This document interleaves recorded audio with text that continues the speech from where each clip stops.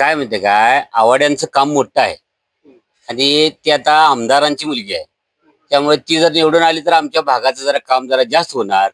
आता तिने जर सांगितलं पप्पा माझ्या भागातला रस्ता पहिला व्हायला पाहिजे, ह्यो ह्यो रस्ता व्हायला पाहिजे, तर आमदार पहिला ऐकणार त्याचं. त्यामुळे आमचं कल्याण होणार ते निवडून आलं तर. आमच्यापेक्षा मुलगी कधी पण आता मुलगी जर निवडून आलेली मुलगी आहे आणि त्यांची मुलगी आहे, तिनं जर सांगितली माझ्या भागात तुम्ही आमदार फंड लावा, तर ती जास्तच लावणार होती ने.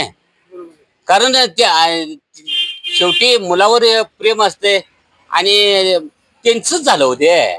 त्याचं जर आमचं पण ऐकणारच आमदार साहेब. खरं मुलगीचं पण जास्त प्रमाणात ऐकणार आमच्यापेक्षा.